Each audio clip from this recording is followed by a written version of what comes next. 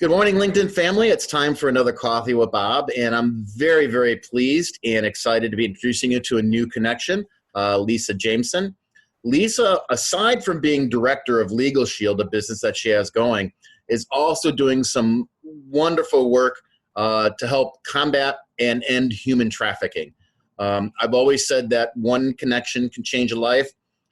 Lisa is that connection for a bunch of people.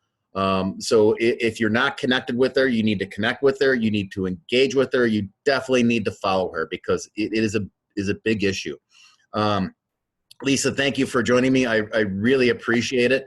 I know you're working hard to end human trafficking. Tell me a little bit about it and what you're doing to really get that word out there to help stop this horrific crime. Yes. Well, I'm actually involved with a organization here in Connecticut. It is faith-based. It's called the Underground Connecticut. Okay. And that's, I'm in the database for that. And that's how I got into it.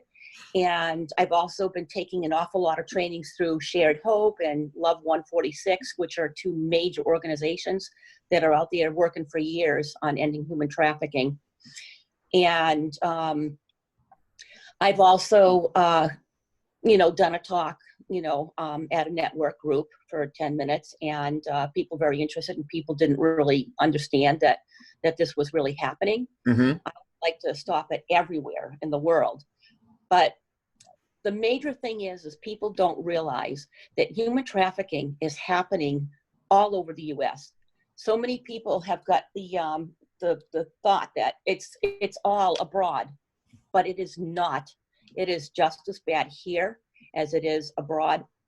And the fact is, too, that since the COVID, between January and June, human trafficking has gone up 90%.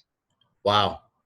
Yes, because these traffickers, they don't care. They're making that money. A lot of these people, they're into the trafficking because it's harder to get caught. And they can use one person over and over and over again, not like the sale of drugs. When you sell the drug, then you got to go to some more drugs. Well, now they just have the children. They can use one child over and over again.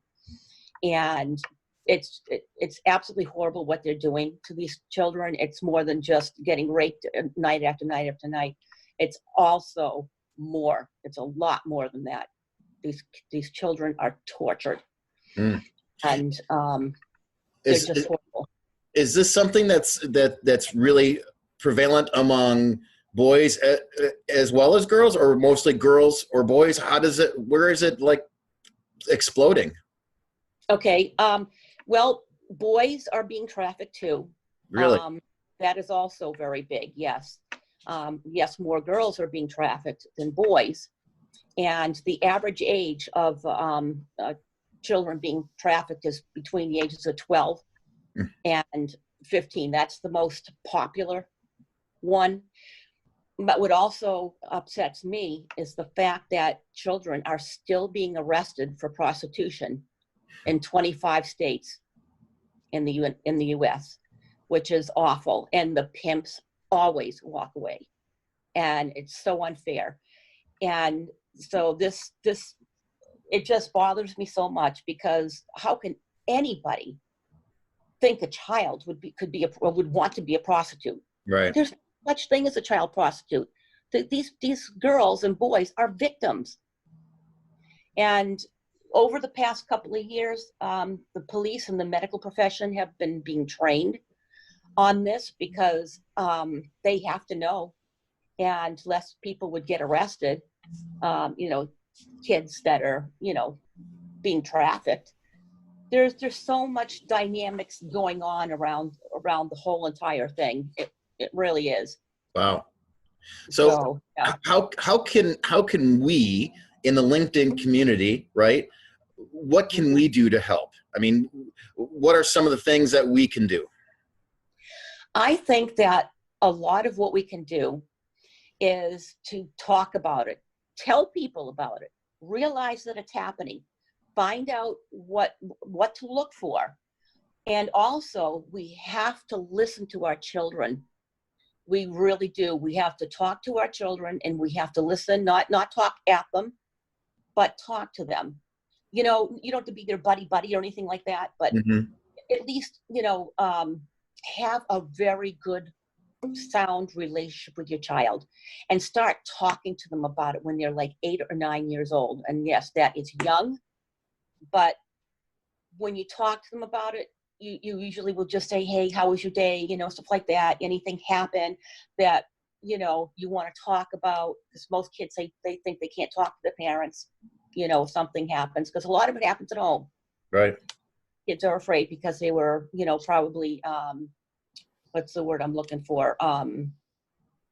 They were blackmailed or whatever, for lack of a better word. Sure. Not to say anything. And, it's just because if you don't ask some of these questions, you might never find out, Wow. but if you ask questions and you say, hey, did anything happen, while you were there, that made you feel uncomfortable, and if the kid's used to hearing things like that, and you do it so that you're not alarming them, but make it a comfortable enough conversation that you will get more information from them. Mhm. They should know that they're loved, and that they can come to their parents for anything. And when a kid tells you something, believe them. Believe them. At least look into it, but don't say no, that wouldn't happen. Right. Don't ever do that. It's so important that we have to listen to our kids today, because there is just so much peer pressure out there. And one of the reasons why it went up so far, 90% in that 6 months or so, is because more children are at home and on their computers. Their schoolwork's not being checked. And the traffickers are constantly looking out there. They're in chat rooms. They're actually in apps like Instagram, on Facebook, on YouTube, TikTok.